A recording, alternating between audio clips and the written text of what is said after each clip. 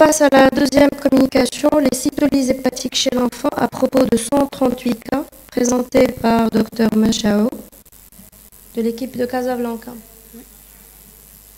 Alors vous avez essayé, s'il vous plaît, de respecter le temps qui vous est imparti, 5 minutes. Alors, cher maître, chers collègues, j'ai le plaisir de vous présenter un travail réalisé au service de la pédiatrie 3 de l'hôpital mère-enfant d'Abdrahim El-Harouchi, intitulé « Les cytolyses hépatiques chez l'enfant à propos de 138 cas ».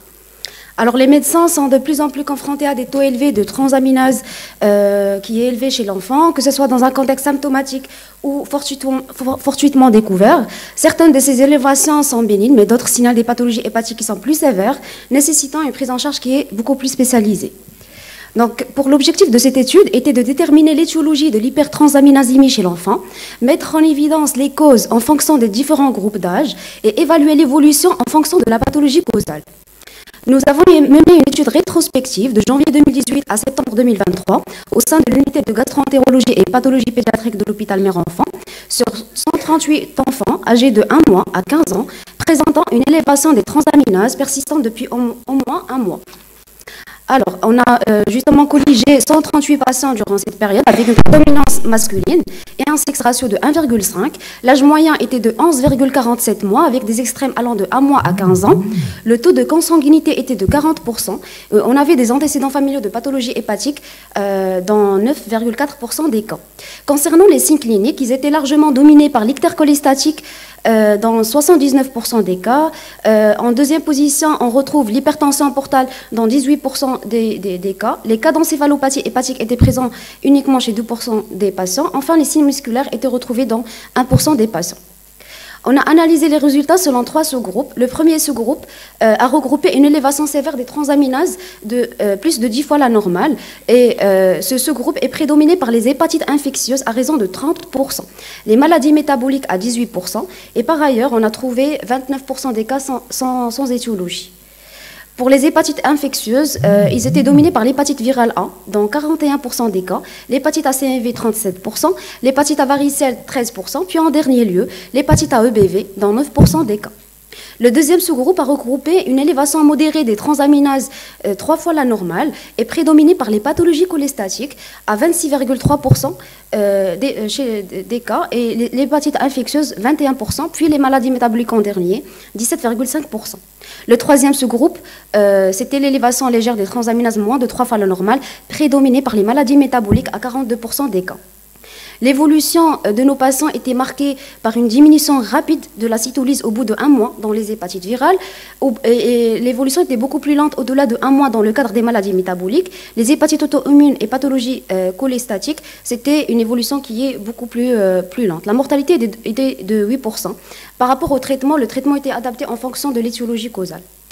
Donc, notre étude a montré une légère prédominance masculine avec un sexe ratio de 1,5, ce qui est cohérent avec plusieurs études concernant l'âge. Nos résultats indiquent que l'élévation des transaminases est plus fréquente chez les nourrissons et les jeunes enfants. Une étude réalisée en Inde en 2022 a montré que les transaminases élevées étaient plus fréquentes chez les enfants de moins de 5 ans, en particulier en cas d'hépatite A.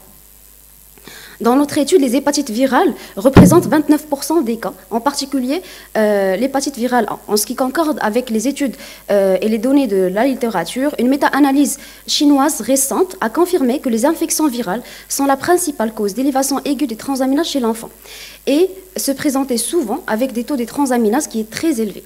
Nous avons identifié des pathologies cholestatiques dans 21% des cas dans notre étude, telles que les atrésies des voies biliaires, les cholestases chroniques. Ça concorde avec une étude marocaine selon Bounmoussa et al. Et se présentait souvent avec un taux de transaminase qui est modérément élevé. Pour les maladies métaboliques retrouvées dans notre étude dans 20% des cas, il est typiquement associé à une cytolyse modérée. Par rapport à notre étude, on a identifié une cytolyse qui est légère à modérée, avec une prédominance significative de la glycogénose et la maladie de Wilson. Ces résultats sont similaires à une étude marocaine réalisée sur des enfants atteints de la maladie de Wilson, où l'élévation des transaminases était modérée dans 30% des cas. Dans notre cohorte, les transaminases atteignaient des niveaux élevés en cas d'hépatite infectieuse et les hépatites virales aiguës, puis diminuaient en un mois. Une étude similaire en Turquie en 2019 a retrouvé des valeurs de ALAT supérieures à 1000 dans les formes aiguës d'hépatite A, confirmant la tendance à une résolution qui est rapide. L'élévation des transaminases dans les pathologies cholestatiques persistait sur plusieurs mois, et concordant avec l'étude marocaine de Ben Moussa et al. Pour les pathologies métaboliques, l'évolution de l'élévation des transaminases est progressive si la cause est non traitée. La qualité dans notre étude était de 5,7% pour l'hépatite virale, 8,3% pour les pathologies métaboliques et 6,5% pour les pathologies cholestatiques. Donc pour conclure, les infections virales sont la principale cause d'élévation des transaminases, suivie des maladies métaboliques et cholestatiques.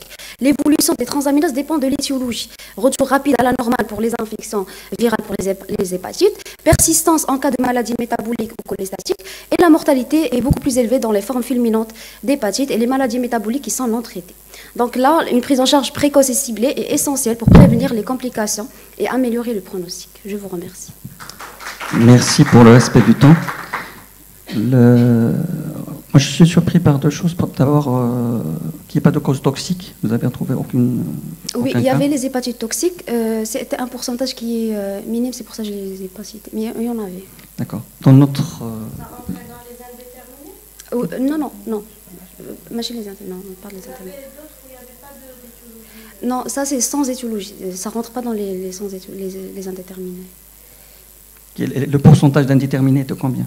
Était de 30%. C'est énorme, parce qu'actuellement, on parle plus d'indéterminés. Il y a plus de toujours hépatiques, c'est nous qui n'avons pas trouvé. trouvé. Dans la pratique, on voit souvent des bilans qui sont demandés à titre systématique.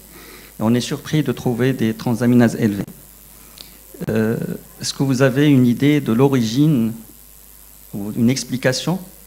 Parce que c'est des enfants qui sont venus pour autre chose. Et il y a des médecins qui demandent des bilans systématiques.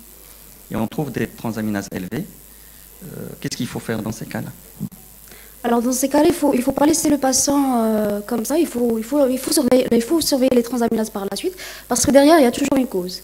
Justement, qu'on n'a pas encore trouvé, mais il faut justement peut-être faire d'autres bilans d'investigation étiologique et ne pas se dire que c'est bon, le patient il n'est pas symptomatique et laisser le patient. Pour l'étiologie EBV, est-ce que le motif de consultation c'était un ixère cutanéo-muqueux dont le bilan a montré qu'il s'agissait d'une hépatite à EBV?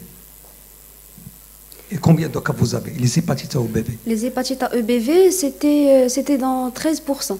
Mais c'était des patients qui étaient justement un ictère cholestatique. On a lancé les sérologies infectieuses. Les sérologies infectieuses, oui.